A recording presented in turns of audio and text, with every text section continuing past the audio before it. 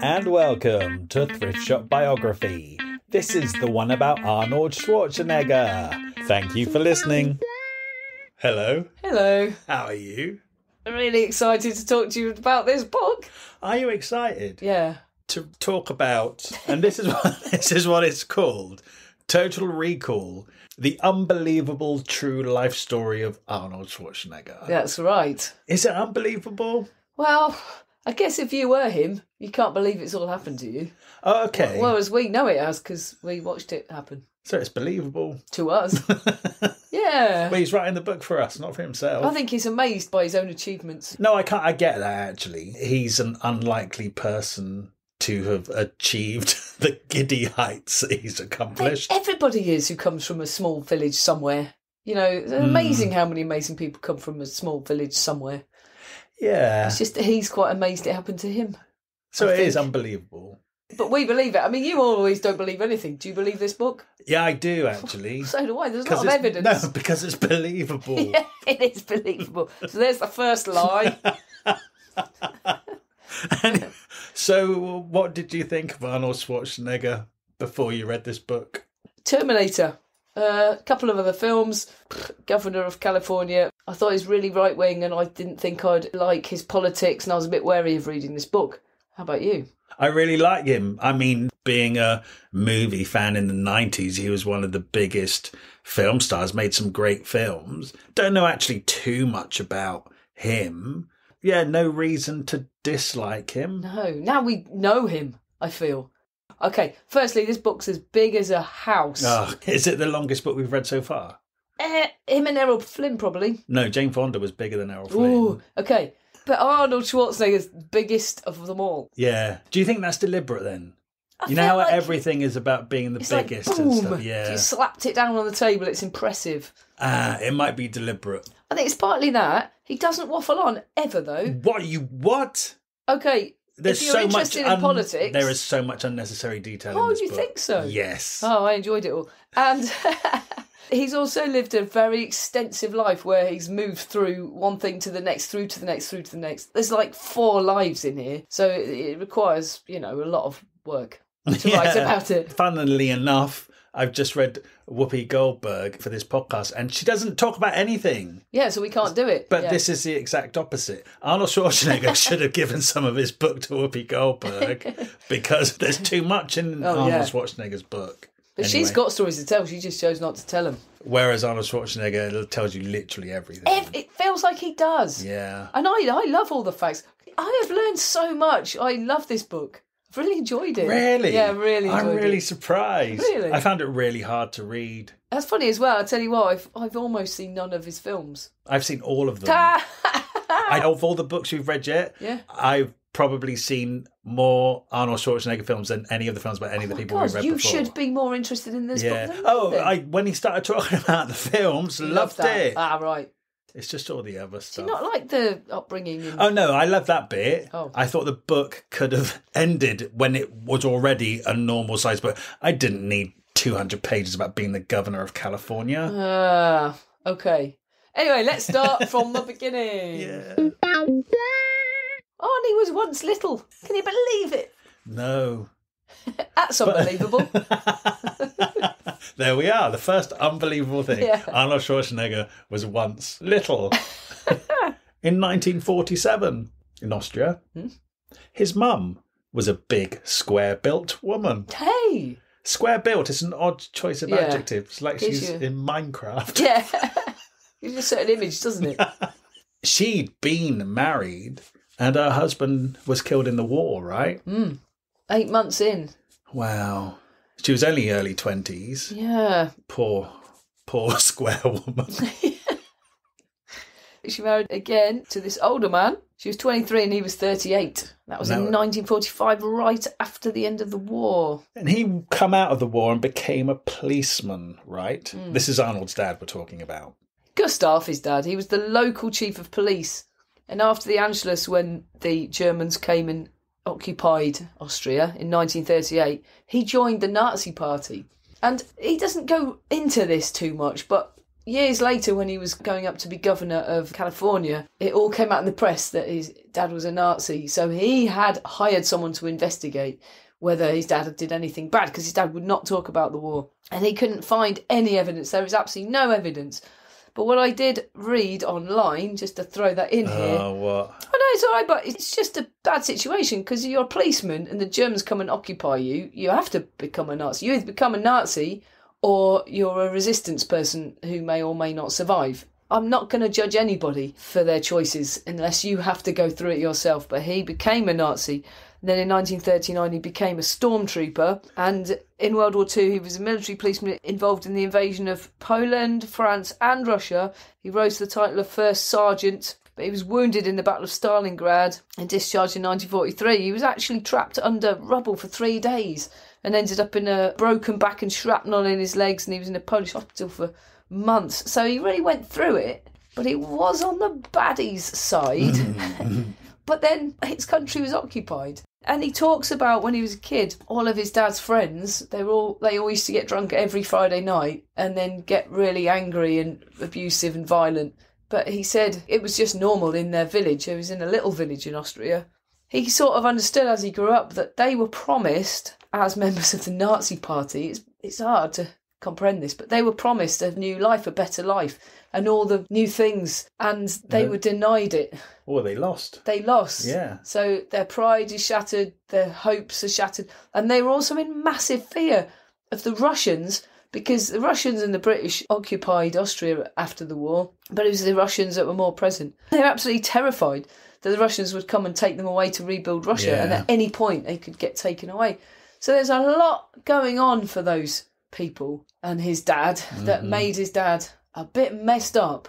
Whether he was like that already, we'll never know. Yeah. Extremely disciplinarian to his 2 boys. So Arnold had an older brother called Meinhard, and it's just the 2 of them. And you're right, the dad had this very strong discipline. And as the boys got older and got into sports, that would become part of the discipline. Even before they had breakfast, if they wanted breakfast, they had to do a certain number of sit-ups and stuff. Yeah. So, yeah, their dad was pretty hardcore. But like you say, everything that man went through, it's kind of, you understand where it comes from. You do understand, and it was a crazy time to come into the world and in a crazy place. It was 1947 when he was born, and there was a famine in Austria. And there were hunger riots in Vienna. Yeah, right. Yeah, I mean, his mum went out for days sometimes to find them anything to eat. They had to get water from a well. You know, I mean, he's not just going, poor me. It was just literally a really hard time. And they're in a tiny village, right, in Thal. Yeah. It's called, yeah. There was just a few hundred families, and his dad was the chief of the rural police. Yeah, I mean, one of the things about taking that job was that it came with a house, but it was a very primitive house. There's no like indoor plumbing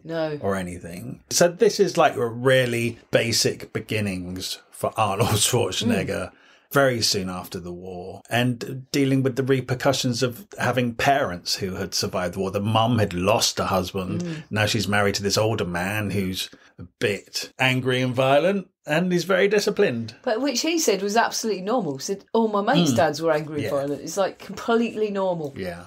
So, yeah, and hungry. You can imagine how much food it would take to create a massive Arnie later in life. And he grew up hungry. But there were like nice parts of their childhood. Like him and his brother would go off to the cinema and watch Tarzan. The dad would take them and they would see the newsreels.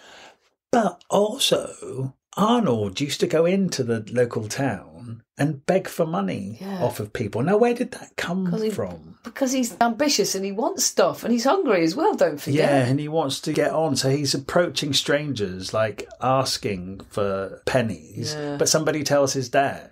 He's a natural-born capitalist. So where does that come from? Because something happens later in life which blows my mind, and I can't figure out where it comes from. And actually now you've made a connection here already, that as a child he is going out and literally asking for pennies to save, to get stuff. He wants money. Well, the only motivation he cites is this Nazi book. Every household had this Nazi propaganda book that was full of photos of what life could be like. This is what you could have won. These are cars. Yeah. Here's this amazing infrastructure, new roads, new factories. Everything in it was all shiny and new. And him and his brother used to pore over this book, absolutely in awe of everything in this shiny new world that they could have, because they're just in this rural village. And they had this dream of this world. And then that book was disappeared because obviously after the war, they must have come around and they removed any trace of Nazis. They didn't allow anyone to talk about the war, which is why he doesn't know what his dad did. And that was gone, but it stayed with him. And I know it's a Nazi book and that's bad, but as a kid, he's not supposed. It's very honest of him to say that. Yeah. So he didn't have to tell us that. It's really fascinating. A little insight, because you only ever hear from the other side. Well, you hear from the side that won, and that's what we've grown up with. And actually, until I read this book, I didn't even really consider that the Nazis must have been on a massive downer when they lost the war, which then infiltrated down to their children. The children weren't responsible, but they had the after effects of their parents losing the war. Yeah. Yeah, I never even considered that before. No, it's interesting, isn't it? It's a really interesting angle to read, and it's brave of him to write it. Mm-hmm. Oh, it's his life. And of course, it made him who he is today. Yeah. Along with the dentists who used to operate without anaesthesia. Yeah, right. I mean, Christ. This is the kind of place he lived. Yeah. And he said that when you put up with that, you never forget how to withstand physical punishment, which in a way probably really lends itself to pumping iron. Yeah, right. Because you have to do that until it hurts. He clearly, the size of the man, he clearly did it until it really hurt. Yeah. And it comes from growing up in this environment. Yeah. And the other motivation is those newsreels, because they were showing them America and Tarzan and films and giving him this fantasy escape. And he said he doesn't really know when it happened, but he knew he had to get to America. That's where he was meant to be. He actually says, around this time, I became absolutely convinced that I was special and meant for bigger things. He's one of those people. Yeah. Did you never feel like that? No. Oh, why not? But you are special.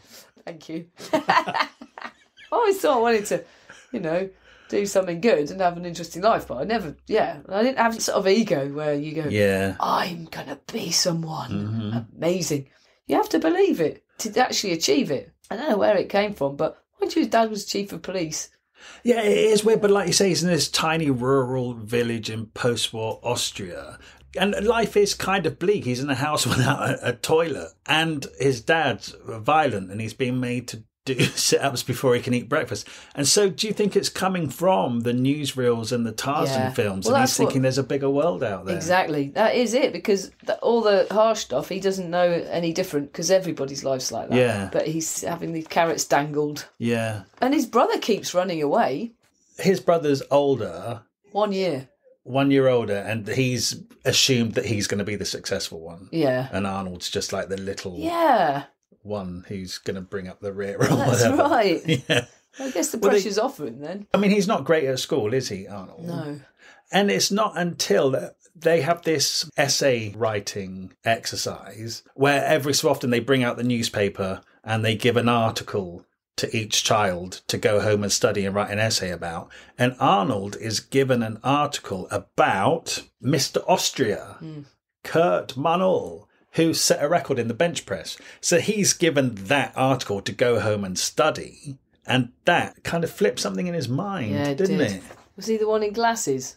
Yes. Yeah, that's what did it, because he was like, he's really tough and fit. And he's wearing glasses, so you can be powerful and have brains. And that absolutely flipped his mind. Yeah. He said a year before it meant nothing, now it means everything. Yeah.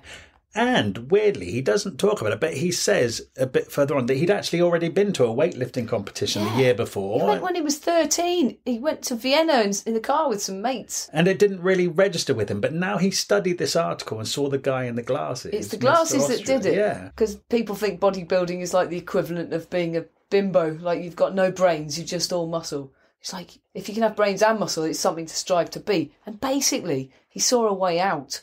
It was like how people were defecting from Russia around that time, because Russia were effectively controlling Austria. You've got that fear in your community, in your life, you want to defect, not from Austria, but from the circumstances. Yeah, because didn't the Soviets come in and stop the Hungarian Revolution? Yeah. And they thought they were going to come in and do Austria And the Czech next. one later. Yeah, I mean, it was all going on. It was the beginning of the Cold War that lasted bloody ages. You want to get out and then go to America, You don't just want to get out, and anything that will take you out. And he saw, that's my way. Muscles. Yeah. It's weird, isn't it? Yeah. He just decided that would be his way. He was already really fit because his dad was all fitness and they were already training. But, without the food, you don't grow. Yeah. So it took ages for him to actually grow. It took him getting fed properly to grow properly. Yeah. Yeah, anyway, then he started hanging out by this lake when he was about 14. He befriends the lifeguard there, doesn't he? Willie. And they have friends who are bodybuilders who are well developed. So Arnie already is like meeting people who have this desire to get stacked. Yeah, one of them says, oh, that bloke, the one with the glasses and the muscles, Kurt, says, oh, he's a mate of mine. He actually comes down to the lake a lot. So along comes this mate in a nice car with women all around him. And he's like, oh, my God, I want to be him. That's his first idol. And Willie, the lifeguard, he said the article that Arnie had at school about Kurt doing the record on the bench press, the lifeguard, Willie, was actually there that day and witnessed him doing that record. So all of a sudden, Arnie's just reading about it in the newspaper, and quite soon he's actually with those people that he's been writing about. Again, it's like, that could happen to me if you're that close to it. Yeah, so then that bloke, Kurt, invites Arnie to the bigger town, Graz, which has got a proper weight in some sort of gym. So he goes there and he really starts training. And that's where he sees in a magazine Reg Park, who played Hercules and was also Mr. Universe. So the penny drops now. Oh my God, I could be a weightlifter, a champion, and an actor in films like that. That's when the bar is raised. Hey!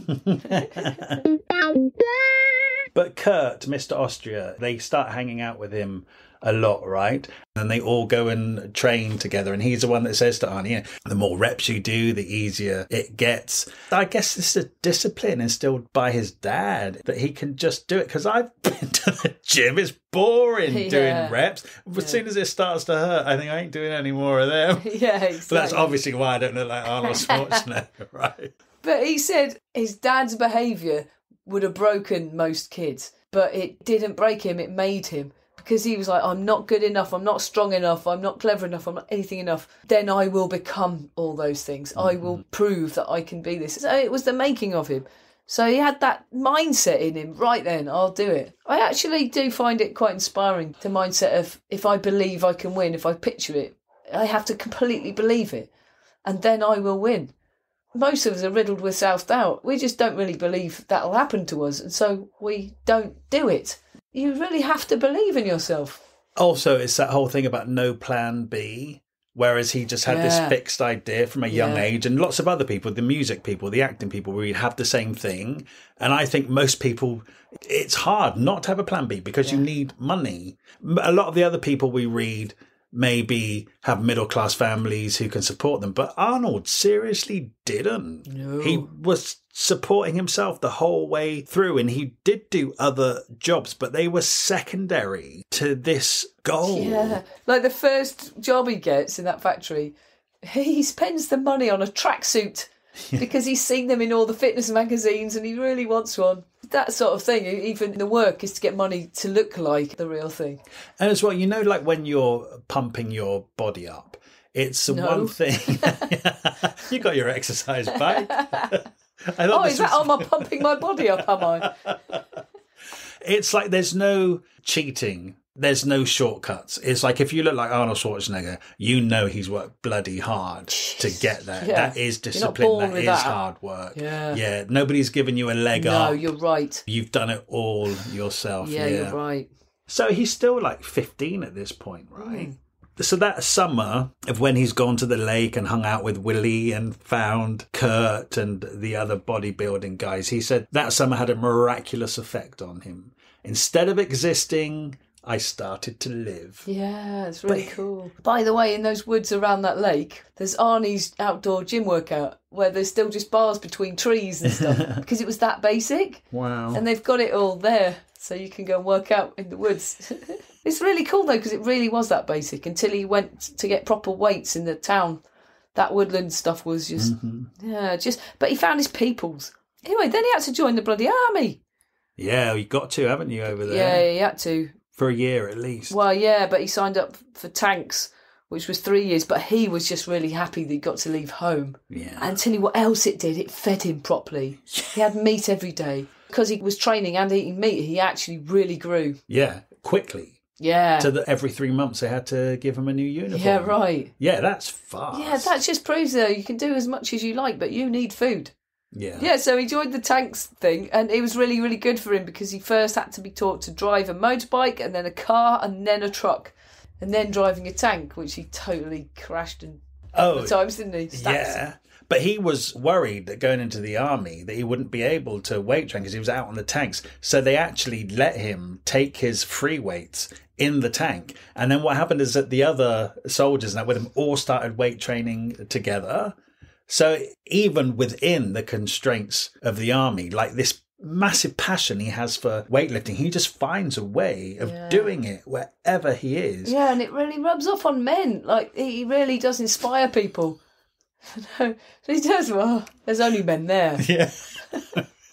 But he also says, like, if he doesn't, like, it is to the point of addiction and obsession. Oh, right? yeah. It's not an option for him not to lift weights. And in fact, where he is in the town of Graz, where there is a gym, if it was shut, he would break in. Yeah. So that he could use the equipment. Yeah, he was totally obsessed. Oh, yeah, he's well, obsessed. addicted, really. Because people do get addicted to workout because it releases all the endorphins Yeah, and that's stuff, absolutely right? true. But also, he had this goal, and he needed to win. And so, whilst he was in the army, there was Junior Mr. Europe, and he was in Stuttgart, and they wouldn't let him leave. They wouldn't let him go and leave. So he just walked out that night. He's got to go there. So he went to Stuttgart and won it. Yeah. So when he got back to the army, he was in trouble for about a week, but they were actually quite impressed. Because of that, through that, he was offered a job to manage a gym. This is in 1966, and he's 19, and that was in Munich. And so he begged the army to let him go. And they let him go because I think they just admired his passion. I mean, he'd done a year in the army, didn't he? Yeah, plus he just crashed a tank, so they said, I think, it's safer to let you go. Yeah, so he went to Munich. You know, he's got out of Austria. Also, though, bodybuilding is still, like, really obscure. Yeah. So he's going to Munich, I think, because there's not many places that actually do it. There's not many gyms. It's not like now where there's a gym on every corner. One part of that is because of Arnie. It literally is. Yes. It's amazing. One man made men lift weights and some women.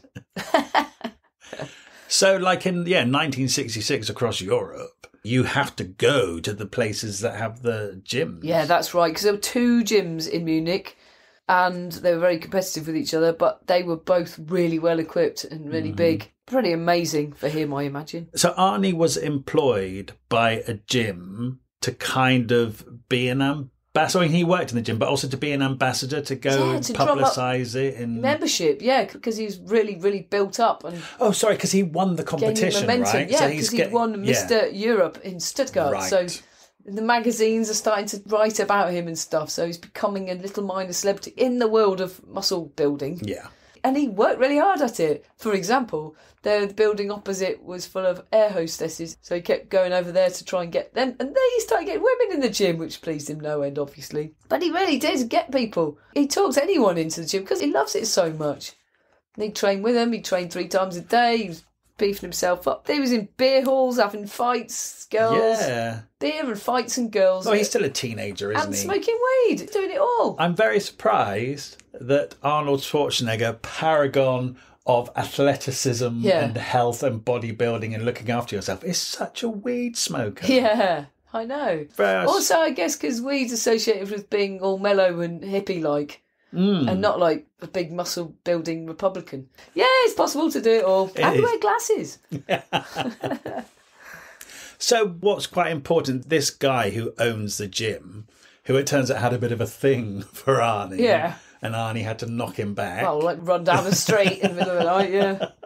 He doesn't just have a gym. He also has a mail order business. He sells the protein supplements. He runs a magazine. So he does quite a few things. And Arnie's kind of looking at this guy thinking, oh, he's not just running a gym, actually. Yeah, he's got lots of... prototype. Yeah, it's the business brain, which Arnie seems to have been born with. Anyway, we'll get to it. But it's not just bodybuilding. Not at all. Yeah. Bodybuilding's his route out. Yeah. To make something of himself, to be someone. So he's working at this gym, but he's still entering the competitions. And then he's invited over to London, isn't he, at one point? Yeah. Each city in Europe, we're in Europe at the moment, obviously, but this cult pastime, bodybuilding, it's not everywhere, but every city seems to have a couple of gyms. Yeah. And Arnie's getting known because he's won a couple of titles in Europe. He's kind of getting known. So people are inviting him to places, and he gets invited to London, right? But and it's at the Victoria Palace Theatre, which is amusing to me. I think that's where Wicked is on at the moment. To think of a bodybuilding competition, it's quite bizarre. It was sold out. It's a big theatre as well, so it's a big crowd. It'll be the biggest crowd he's ever done that in front of, because he says most of these competitions happen in beer halls in Austria and Germany. So like a proper theatre in London is way more big time than he's used to. And he's loving the audiences, isn't he? He loves it. I remember talking about a couple of the first ones he went in as a young teenager. He says when he gets a reaction from the crowd, it kind of just sparks something in him. So he's becoming a bit of a showman as well, and all the poses he does. And if there's a competitor posing next to him, sometimes he'll kind of make fun of them in his poses or do something in contrast to what they're doing. So he's really aware of the audience, actually. He enjoys the attention. Yeah, he does. Yeah. But he was the runner-up in that Mr. Universe, and he's completely amazed because he doesn't think he'll get that far. Now he's really in the spotlight. But when he goes home, he goes, what was I thinking? If I was a runner-up, I could have won. And he goes, I wasn't thinking I went to win. I was thinking I went to compete. From now on, I'm going to win. That's a good attitude. That's the switch. That's flipped. You've got to actually go to win in this life. And the muscle magazines and stuff are saying, look out for this kid because next year he is going to win. Plus, now he's come to London. The muscle magazines he's in are the English language ones, which obviously have a bigger readership. So his kind of little niche fame is really growing, and he's still not even 20. How old is he? 20. Okay, he actually is 20. He's 20 yet. Oh, yeah, guess what else? He finds out that all the top champions are taking steroids, so he does. Because that's what they're doing, because there wasn't a stigma attached to it. He went to the doctors, said, they're all taking steroids, can I have some? And they said, yes, here you are, take it. And he just does. And he writes about it. He says, now we know the dangers of it. I fight really hard to have that all removed and never to be allowed. But at the time, we didn't know, and everyone was doing it. But he kind of has to be honest, because it came out. Yeah. He's honest in this book about everything that was outed. And he's quiet about the things that aren't outed, which I wonder what they are. But I think 1960s bodybuilding is safe to say that everybody was taking... Everybody of his size. Yeah, he says that, would be taking them. Yeah. So then he did go back the next year to do Mr. Universe. And indeed, he did win. He did. Also, we should say that it's not just Mr. Universe, it's also Mr. Europe, Mr. World. He's winning them all, isn't he? He really is, yeah. He's 6 foot bloody 2. A lot of the people are smaller than him, but they're more muscly. But he's big, and then he got his muscles just right. Also, at first he was pale, and he didn't have manners, and he couldn't speak to the crowd, and he didn't pose properly. So they really trained him up, a few people who were supporting him. He got a nice tan. And then the poses are... I learned loads about bodybuilding. I didn't have a clue. You have to pose like this, do that, and then you have to say something funny so you win the crowd over it. It's a bit Miss World. You have to have a personality as well as being beautiful and looking good in a swimsuit. But it's just the muscly version. Yeah, all that had to be added to make him properly a winner.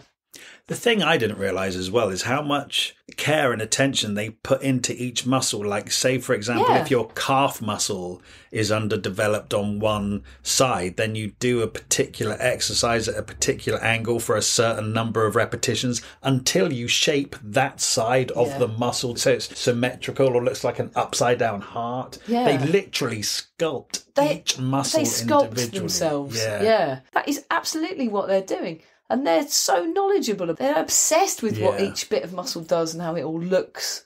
It is very cosmetic. It isn't necessarily about, we'll now be able to carry this old lady across the street. I don't think it's really all anything completely about cosmetic. strength. Doing Mr. Universe, do they have a strength I round don't where they have to think pick stuff up? so. I think No, it's about just how you flexing look, and isn't it? Mincing about. Actually, he does say some really interesting things about it being a subcult, which is like how gyms are really hidden as well, and nobody even knows where they are. He says bodybuilders are often hermits who want to hide under an armour of muscle. And he just wanted to bring it out of being a subcult into the wider world of actually it's really good for your fitness. I'm not sure it's that good for your fitness being that pumped up. Being that pumped up. It can't be. Can't be, can it? No. Good. We're very healthy then. Oh, I choose to look like this because I'm aware of the dangers Me of too, bodybuilding. me too. So, there's a lot to get through in this story. Can we just say that he won Mr. Universe a number of times? Yeah, he ended up winning it 4 times. I think he broke all records. I think it's 7 altogether in his lifetime. Is it? Bloody hell. I think so, yeah. He ended up breaking all records. I don't know if they've been beaten since, but... Yeah, and anyway, at a certain point, I think his second Mr. Universe win, this bloke, Joe Weider, offered to bring him to America. All expenses paid, an apartment, a car, and he ran a magazine, a gym called Gold's Gym. So Gold's Gym is massive, right? Yeah, it's a chain now, isn't it? So this guy It's a who chain run of gold.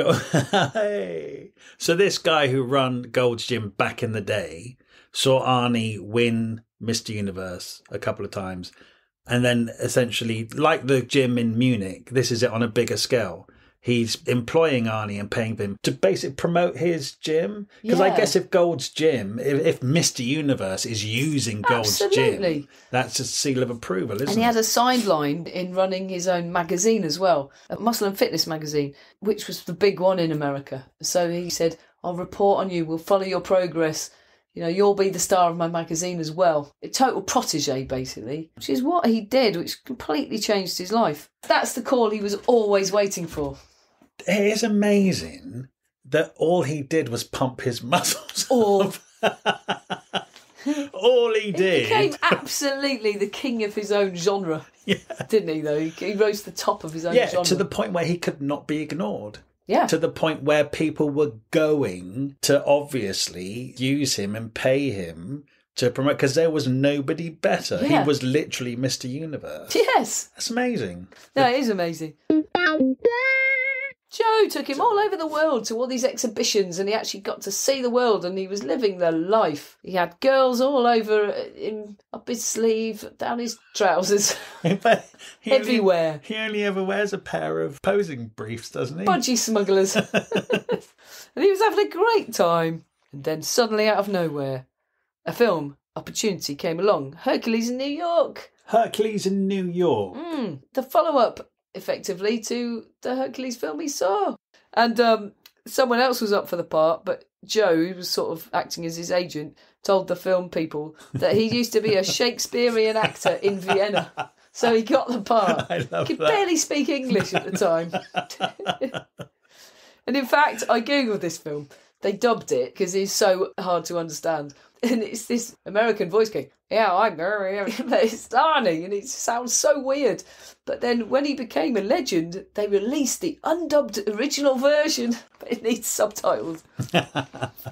After that, he got really good English lessons and acting lessons and all that. That was his goal, but he said he just didn't expect it to happen so soon. Yeah. He was only 22 and only barely got to America, and it happened just like that. And he's like, I'm not ready, I haven't had acting classes yet.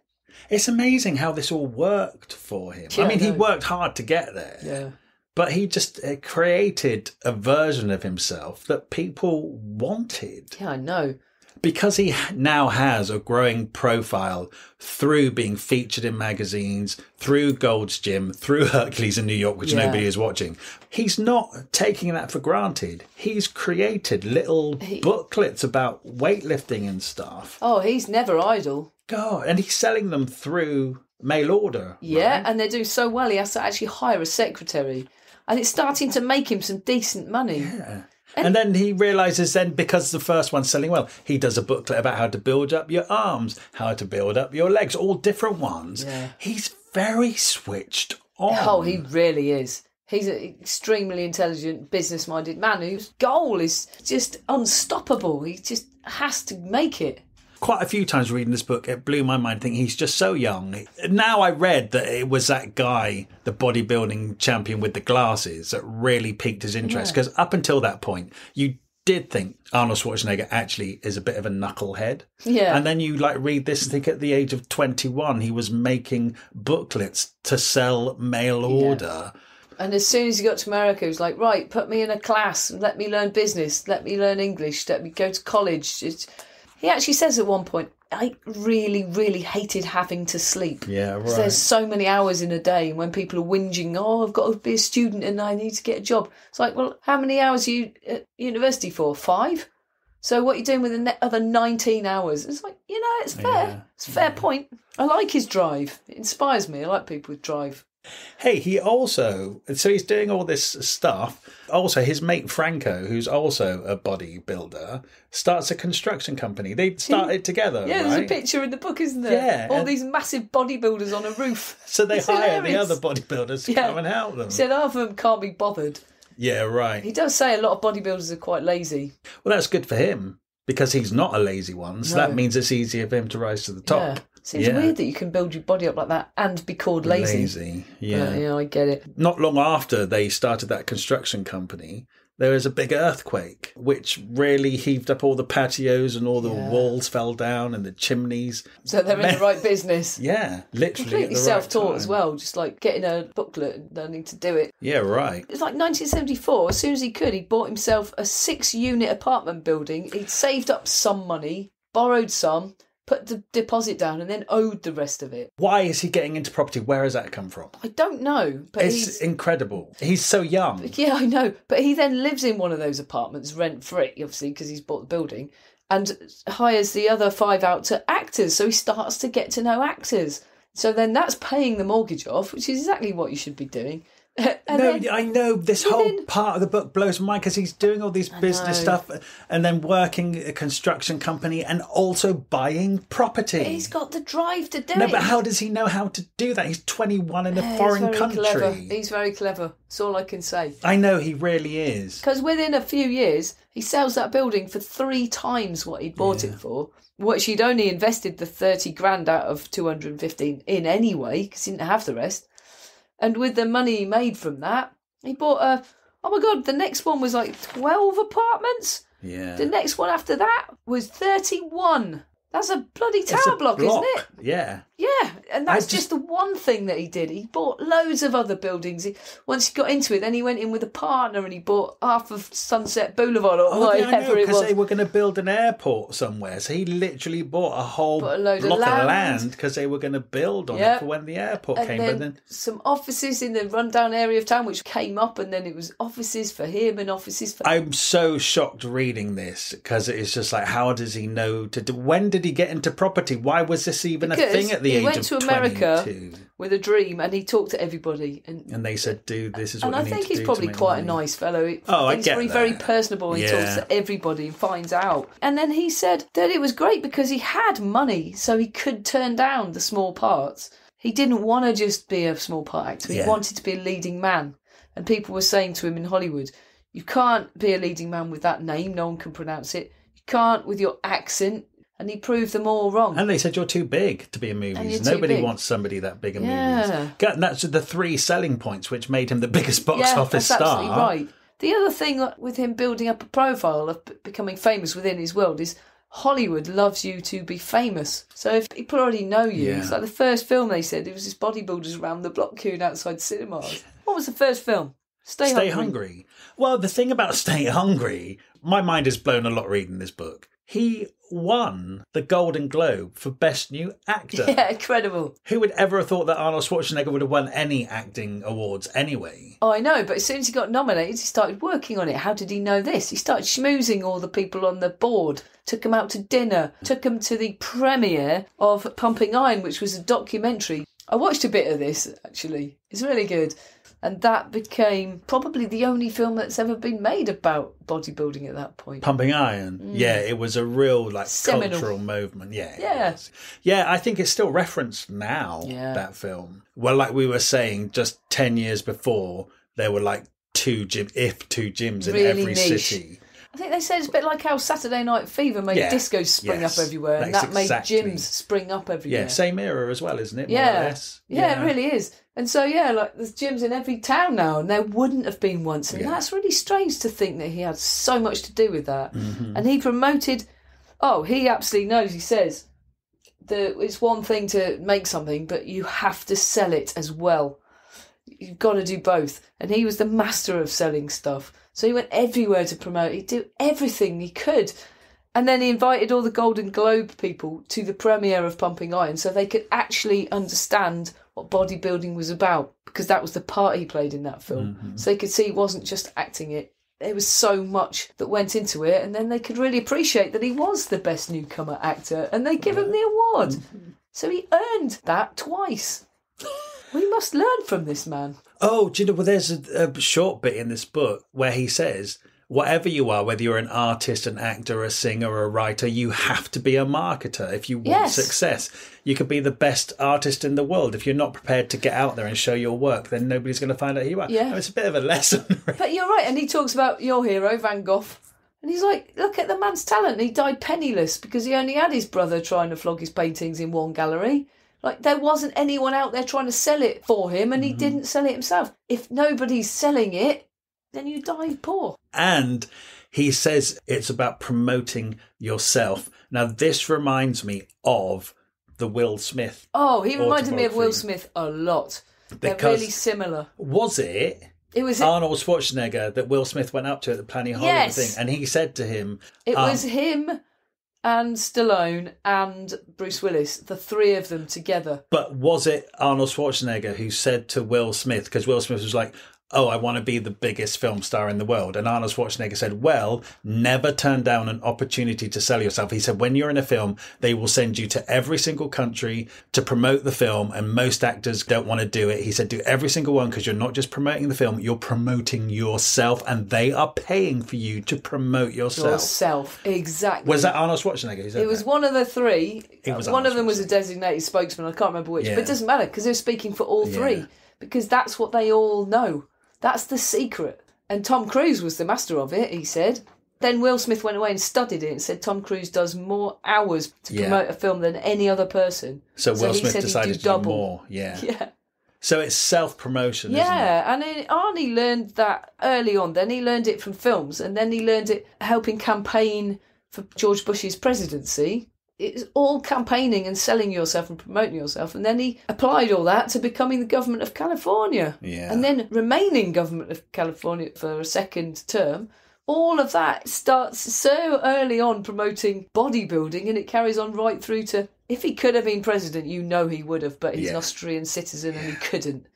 Well, you could say by the same token, Donald Trump is president because he does the same thing. Oh, exactly. It's all self-promotion. It's exactly the same. Yeah. And celebrity and all of that. Yeah. So it works. Business mind. Yeah. And here we are doing a podcast and we don't even say our names. We don't even say our names and nobody knows where we are. I'm Richard. I'm Cleo. I'm amazing. My arms are huge. Now we've self-promoted, we should have the biggest podcast Oh, in the that's going to do country. it. Hey, everyone, tell everyone. Does that do it? We should learn from this. We should learn from this. All creative people can learn from this. It's true, though. Yeah. It's good to have a bit of business mixed with the creative. Yeah, but I think a lot of creative people just don't have it, and it's hard. It's a hard thing to learn. Brain. You've got to have both sides of your brain running together. And he does. Well, no, he's not that creative, is he? The acting? I watched Commando yesterday for the first time. Oh my God, I loved it. His films are great. It's really brilliant. And they're funny. It's not that creative, is it? Just saying a few lines and blowing things up. Not really. Not really.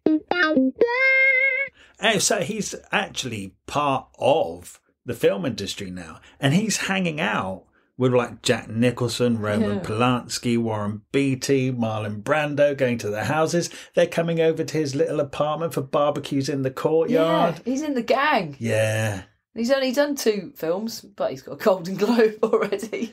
He's a winner. Also, I was really thinking about this, reading this book, where the bodybuilders get invited to a lot of Hollywood parties and stuff. People like having the muscle men around. Andy Warhol is inviting him to places. I think to a certain extent, it's like a fetish. People want these big built-up men around, whether they find them attractive or because it's an unusual thing. Just reading about how they would often be invited to Hollywood parties, there is a sexual undertone to that. Yeah. I don't think they're inviting them for the conversation, are they? But he isn't just anyone either. He's Mr. Universe. This is Mr. Universe at my party. Yeah, no, I know Arnold individually is, but he would say you think generally? Groups of them would get invited to parties and stuff. And I wondered if it was the same kind of thing as inviting Playboy bunnies. I was about to say that. It probably is, because lots of women find that really attractive. I happen to not. I think it's a little bit gross. I always have. Beefcake. Yeah, I think it's a bit gross, but there's lots of women who think it's very, very nice. There's lots of men who think it's very, very nice as well. That's true. So, there'd be a lot of gay men in the Hollywood that love it as well. So I totally get why they're becoming part of the scene, if you like. Decoration. Yeah. Yeah, interesting, yeah. And, of course, he is a very interesting man, so he's good to talk to as well, which probably a lot of Playboy bunnies are as well. Yeah. I get that Arnold Schwarzenegger is incredibly charming. Yeah. I think the accent is unusual. I think if you were in Hollywood and meeting the same old actors and that all the time, I think he'd probably be a real breath of fresh air, actually. Yeah. I tell you what, as well, because I usually find the muscly stuff so gross, I hadn't really looked at him properly. And I look at him now, I realise he's a really good-looking man. He's very handsome. I didn't realise. I just never bothered. Absolutely just nothing but utterly gorgeous to many, many people. So he's now getting invited onto the late night talk shows on American TV, right? And they invite him onto the Merv Griffin show, and he's a hit. He's kind of nervous about doing it, but of course he is funny, he is charming. Yeah. And Merv Griffin was actually away the week he was on, and it was hosted by a comedian who liked Arnie, and they just had a really good rapport. And then the next day, Arnold Schwarzenegger got a phone call from Lucille Ball's partner and said, Lucille Ball saw you on the Merv Griffin show last night. She thinks you're great. Will you come and be in the Lucille Ball show? Yeah, it's a special they were doing. Wow. And he's a masseur. Yeah, she needed a masseur in a scene. But he's got a proper part as well, yeah. Did you not love reading about it? I really liked it. She sounds so great because she really trained him and nurtured him. And then when he actually came on set, he didn't realise there was a live studio audience. He completely froze, but it's been filmed live. So she just improvised around it, said all this extra stuff to calm him down, and then he calmed down and went right back into it. And she said, he couldn't remember his lines. So then she changed her lines to ask him questions, which would prompt him to remembering his lines. Yeah, because he'd just gone deer in headlights and completely saved him. And he said for years, for the rest of his life when he ran into her, she was kind of motherly and said, I gave him his first proper role. And she kept a real eye on his career. Yeah. I loved that. Me too. I never would have thought that Lucille Ball kind of gave him his first TV role. Wow. It's great. Yeah. And then something crazy happened to him. He ended up doing this Robert F. Kennedy Celebrity Tennis Tournament organised by Ethel. He says, I had to really Google the Kennedys because it's a bit like if you're American and you don't really know who all the royals are over here. The Kennedys seem to be like their royal family and it's such a network. And I didn't really understand who was who. Okay, so obviously JFK and then Bobby, right, it's the brother. Yeah. Then Ethel's the sister. So Ethel's daughter was Maria Shriver, and that's who married Arnie in the end. But their dad, Joe Kennedy, really made a mint in Hollywood, in the studios in the 30s. Because do you remember when they were together and they were looking to buy a house? The estate agent showed them this house and she said, look, there's a tunnel that goes under the lawn and pops up in Gloria Swanson's house because your granddad used to own this house and it was when he was having an affair with Gloria Swanson. You think, that's funny. Because wouldn't his wife notice a tunnel? Like the pantry door, hang on, what's this tunnel doing here? Where does this lead? Oh, it's Gloria Swanson. Oh, hello, Gloria. What are you doing? End of this tunnel. But Maria Shriver was going, why did she tell me that? Why? And then at some point he says, I don't know what she saw in me, but the closest example is her granddad because a self-made man came from nothing, got into Hollywood, made money, and you think, yeah, and a tunnel. Other women, do you know what I mean? Anyway, I just put all that together. But it's so interesting, the whole family tree, that whole family is complete nuts. Okay, so Maria was 8 when JFK was shot, 12 when Bobby was shot, and then she worked on Teddy Kennedy's presidential campaign and he was defeated, so she really hated politics. every single one of the Kennedys are Democrats. He said it's crazy because there's 31 cousins and they're all Democrats. And he just doesn't understand why they can't have their own opinion. But they're this really massively tight-knit family that did everything together. They had this compound. Because the tennis tournament, when he met her, they said that night, come to our compound. It's called the Hyannisport. And it's like sports, there's tennis, you go swimming, you can play football, you can do everything. And they're really active, but they do everything together. They just pull together all the time. And he got invited in and stayed. It's amazing, because I didn't know anything about Maria Shriver till I read this book. And the more I think about it, the weirder it is that she chose a partner who was Republican. Yeah. Because her whole life is Democrat. And then you kind of have to think, is that a rebellion? He did seem to sort of hint towards it, that she did feel like she needed to get away from her family and her mother was extremely domineering. He said that her whole life is, oh, meet this manager of this, meet this business mogul, meet this, you'll really like this man, this man, this man. And she chose somebody who just wasn't any of those things, wasn't in politics. You know, he's a bodybuilder and an aspiring actor. And he ended up being everything she didn't want. She deliberately chose somebody different who ended up being a governor of California. Well, she wasn't happy about that, was she, when it happened? Extremely unhappy. Sorry, talking of family, we've completely forgotten to mention the fact that 15 years ago, when Arnold is still like early 20s, first come to New York, his brother died in a car crash. He was 26, 5 or 6. Yeah, well, young. Really young. Yeah. Yeah, and he didn't get the message in time and missed the funeral, which is really sad. And then his dad died a couple of years after. That's right. He didn't go back for that funeral. No, but when he was ill, he went back and stayed with him for a bit and then came back. So, and then just missed him dying, but he didn't make it back for that funeral. And then his mum was on her own for a long time. Yeah. They kept a really nice relationship, actually. Actually, yeah, he said she went to the premiere with him of most of his films, which is so lovely. Yeah. She met everybody. She met all her heroes. He tried to make her live with him, but she wasn't having it. But she came every year to visit for a few months. Yeah, so they no regrets there. He got quality time. But she died so romantically. Because I think it was the dad's birthday every year. She took flowers to the grave. And she took them one year and collapsed on the grave and died.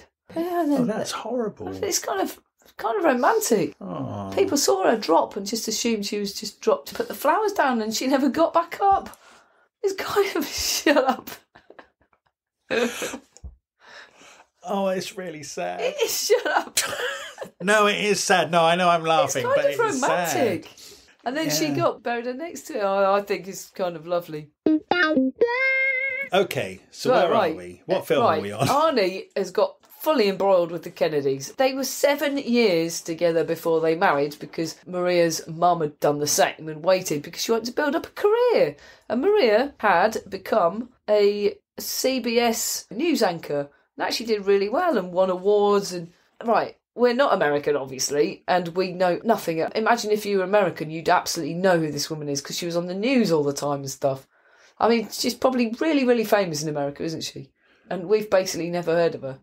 So she's the American version of Moira Stewart. Yeah, she's like, she's on the news. She had a very successful career in her own right, basically. Yeah. So she's very independent and a real good match for him because they were a power couple then. Which is therefore a shame that he ended up shagging Bridget Nielsen. Yeah, because he says, Bridget Nielsen made a film called Red Sonja, and Arnold was drafted in for a part of the film. He ends up shagging Bridget Nielsen, but he says it was shagging Bridget Nielsen which made me realise I wanted to marry Maria. Yeah, there's massive bullshit called here, because when I Googled it, I have to admit, when it came out, another affair later on that we will mention in a minute, that's when Bridget Nielsen piped up and said, I had an affair with him as well. Right. So he wouldn't be admitting this if she hadn't piped up, which is what makes me wonder who else hasn't piped up. But anyway, I Googled her as well, Bridget Nielsen, because all I know is this crazy wife of Sly Stallone. And she's absolutely gorgeous. I had no idea she was so beautiful. I saw Bridget Nielsen outside a cafe in West Hampstead, and I was just walking down the street and she was sat outside and our eyes met, and I swear I nearly dropped dead on the spot. She was the most beautiful thing I'd ever seen, but at the same time she was also like a scary robot that could assassinate you. Jesus. Yeah, she really has something intriguing. Wow. The very sight of her affected Nearly me. finished you off. Yeah. So if I was making a film with her, I'd have definitely shagged her. Yeah. But it would have made me realise I wanted to marry my wife, so that would have been okay. Anyway, that's a couple films ahead. Yeah, we've totally missed out some films that are pretty epic. Conan the Barbarian, which is this comic book thing that was brought to life. And of course, Arnold, this is exactly who he is. It's, what do they call it? Sandals. What and sandals?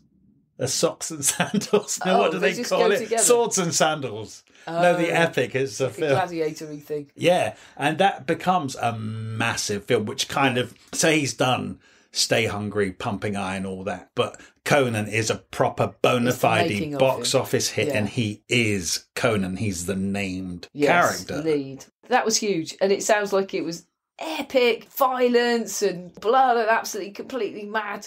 They thought it was too gory. It was supposed to come out at Christmas and they released it the next year and didn't expect it to be a hit at all. And there's bodybuilders around the block. And then the surprise thing happened. Other people came as well. And then just everyone went and it just became absolutely huge. I think, it made 100 million or something from a really small budget.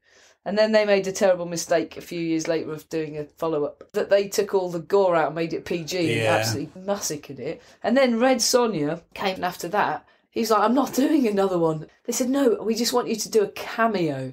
Because Red Sonja was a character in Conan. They had him filming for 4 weeks, but they used 4 cameras on him and then used all the offshoots to put him in other scenes and then built his part up massively. I had a look at the poster. He is huge on the poster. Red Sonja is tiny. He's billed first. Wow. So it's totally sold as an Arnie film. And that is just bad. But anyway, it was crap and it flopped. He also says now he's getting fame through films and stuff. He's still selling his weightlifting belts and his booklets and stuff. So he's never stopped doing that. So again, it's all promotion for Arnold Schwarzenegger. The brand. Coining it in. Yeah, he really is. Coining it in. Oh, it just kept going up and up. He wanted to double his wage every time. By the way, in 1981, which is when, I don't even know if Conan was out at that point, he made his first million. Yeah. In 1981 from partly property. real estate, actually. Yeah, I think so. But anyway. And then in 1983, he became an American citizen and he swore his allegiance to the United States. And then he became the Terminator, which I would say properly established him as a box office star. Oh, yeah. Don't you find it amazing? He was initially penciled to play that. Who was? O.J. Simpson. Oh, yeah. Could have been very different. Yeah, could have. But this whole thing about his movie career, how Terminator really established him. And then we have Commando, we have Predator, we have Total Recall. The thing is, the action movie became the biggest thing in the 80s and 90s, like the Westerns were in the 50s and the 60s. So you know how John Wayne was the biggest box office star of the 50s and 60s. Yeah. That's what's happening with Arnold Schwarzenegger and Sylvester Stallone now. Action movies are the Westerns.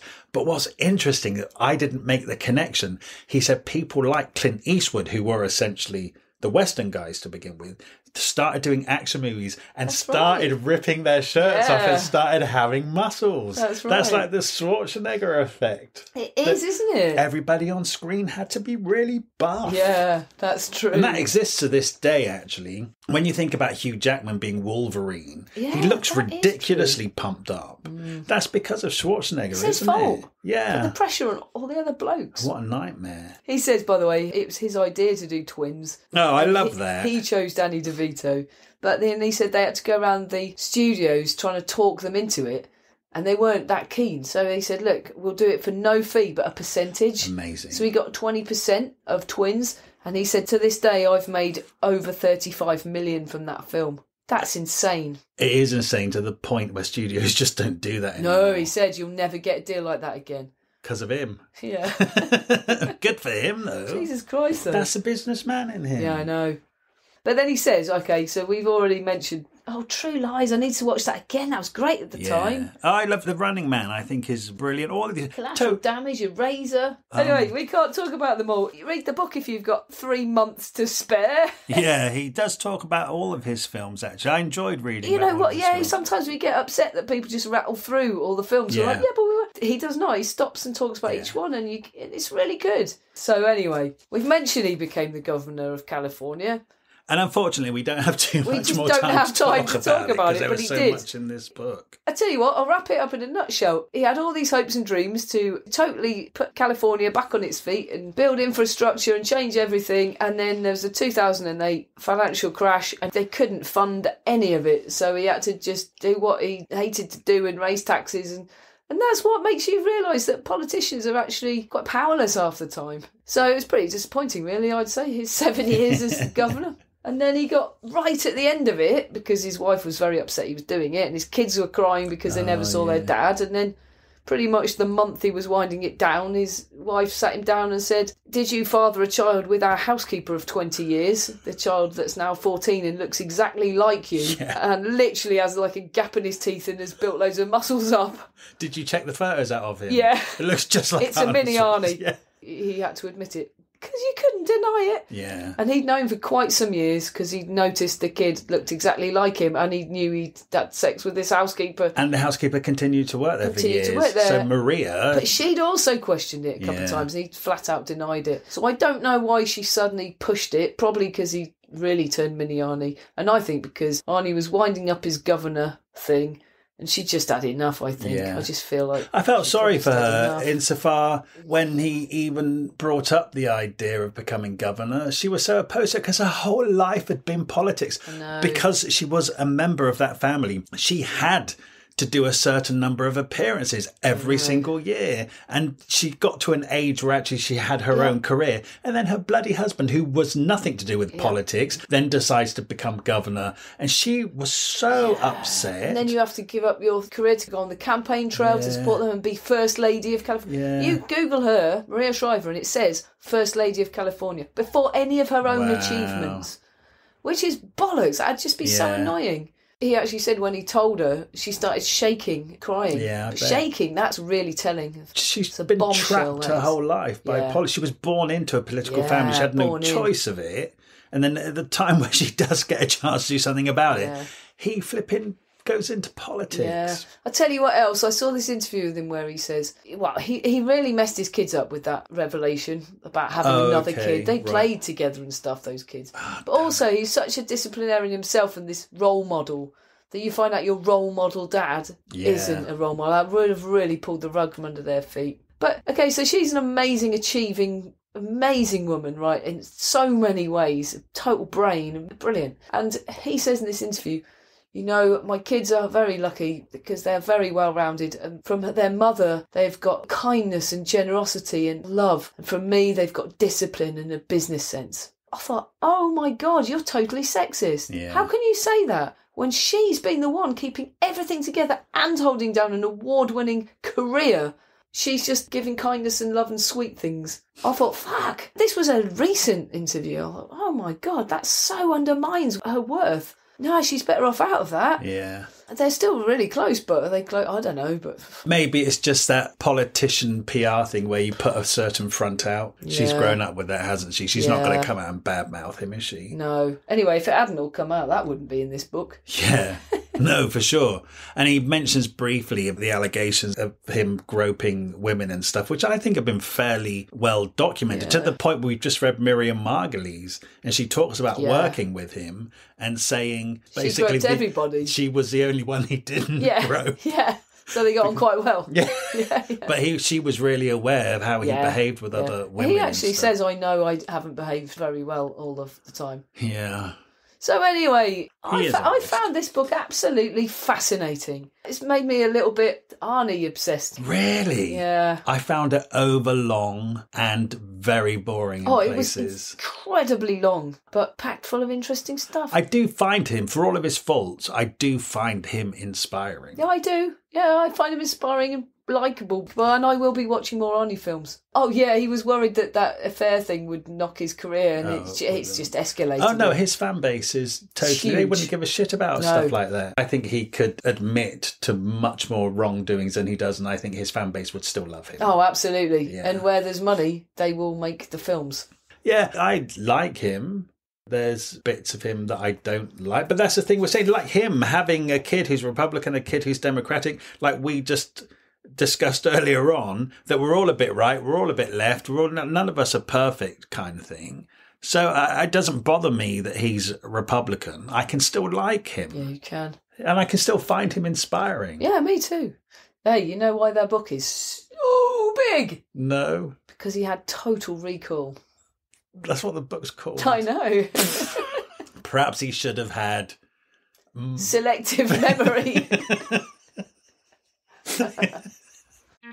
Thank you so much for listening to this episode of Thrift Shop Biography. We love making this podcast and we're absolutely thrilled that so many of you are already listening. We're new to this and you could really help us out by leaving us a review somewhere, wherever you listen to this podcast. And if you could share us, tell your friends about us or drop some links on social media. We have a Facebook page called Thrift Shop Biography, so make sure you come over there to hear about the episodes first and what else we're up to. Okay, see you next week. And if you're new here, there are loads more episodes now to go and listen in the back catalogue, so make sure you go and enjoy them. Okay, thank you very much.